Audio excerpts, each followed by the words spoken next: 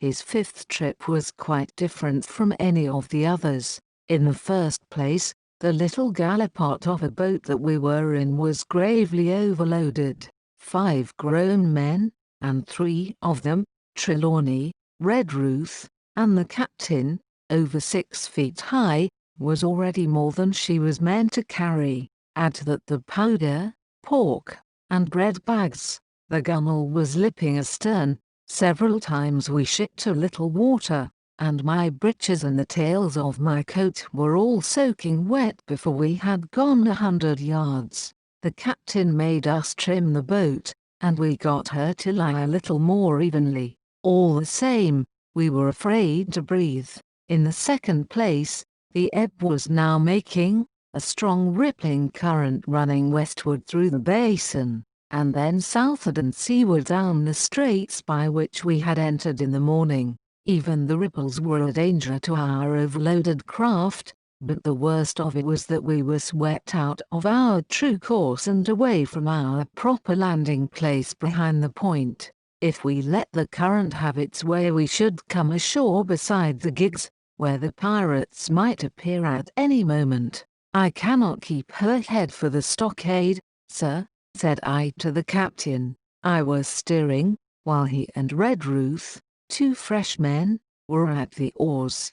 "The tide keeps washing her down. Could you pull a little stronger?" "Not without swamping the boat," said he. "You must bear up, sir, if you please. Bear up until you see you're gaining." I tried and found by experiment that the tide kept sweeping us westward until I had laid her head due east, or just about right angles to the way we ought to go. "We'll never get ashore at this rate," said I. "If it's the only course that we can lie, sir, we must even lie it," returned the captain.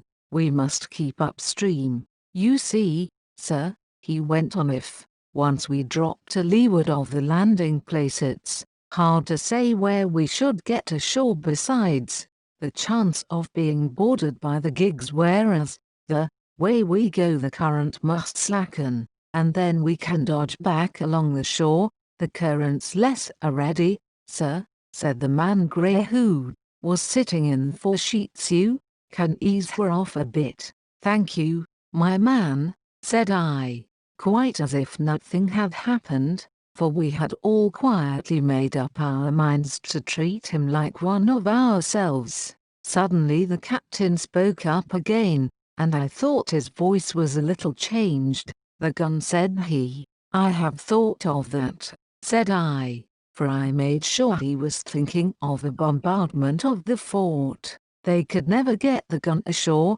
and if they did, they could never haul it through the woods." "Look astern, doctor," replied the captain. We had entirely forgotten the long line, and there, to our horror, were the 5 rogues busy about her, getting off her jacket, as they called the stout tarpaulin cover under which she sailed. Not only that, but it flashed into my mind at the same moment that the round shot and the powder for the gun had been left behind, and a stroke with an axe would put it all into the possession of the evil ones abroad.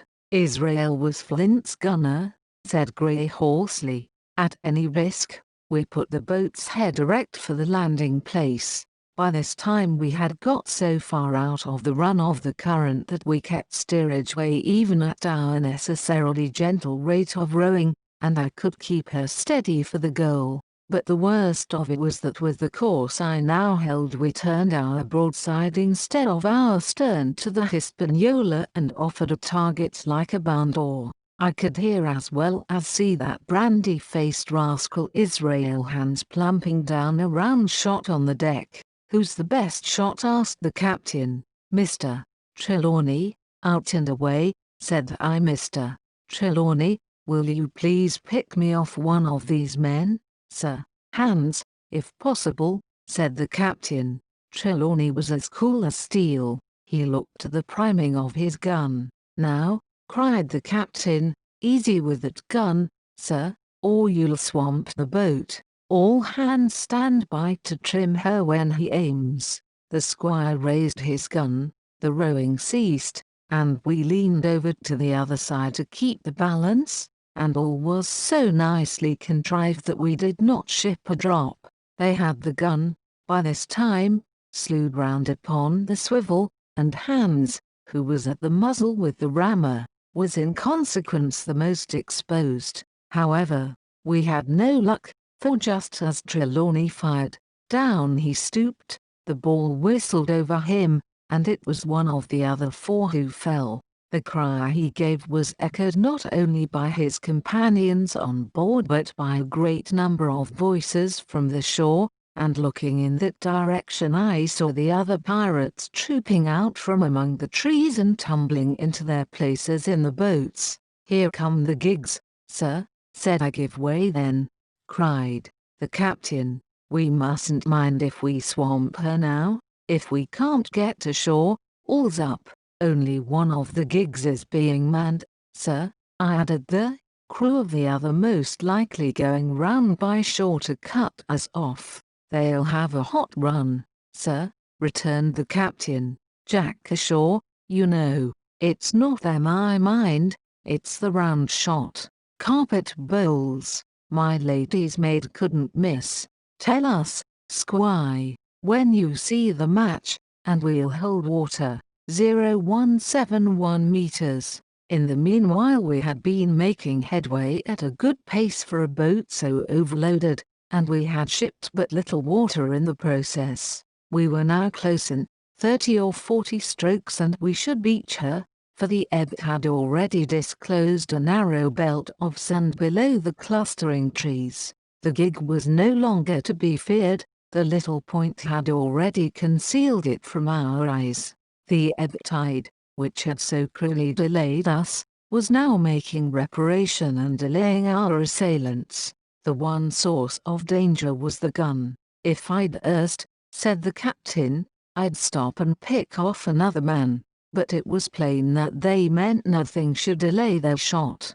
They had never so much as looked at their fallen comrade, though he was not dead, and I could see him trying to crawl away. "Ready!" cried the squire. "Hold!" cried the captain, quick as an echo, and he and Redruth backed with a great heave that sent her stern bodily under water. The report fell in at the same instant of time.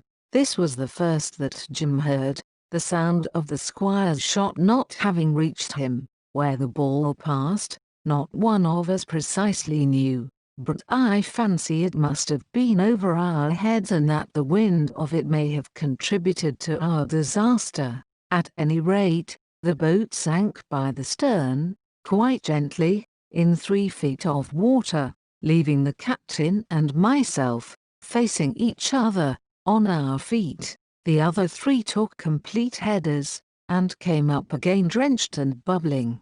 So far there was no great harm, no lives were lost, and we could wade ashore in safety, but there were all our stores at the bottom, and to make things worse, only 2 guns out of 5 remained in a state for service. Mine I had snatched from my knees and held over my head, by a sort of instinct. As for the captain, he had carried his over his shoulder by a bandolier, and like a wise man, lock uppermost. The other 3 had gone down with the boat. To add to our concern, we heard voices already drawing near us in the woods along shore, and we had not only the danger of being cut off from the stockade in our half-crippled state but the fear before us whether, if Hunter and Joyce were attacked by half a dozen, they would have the sense and conduct us and firm. Hunter was steady, that we knew. Joyce was a doubtful case, a pleasant, polite man for a valet and to brush one's clothes, but not entirely fitted for a man of war. With all this in our minds, we waded ashore as fast as we could, leaving behind us the poor jolly boat and a good half of all our powder and provisions.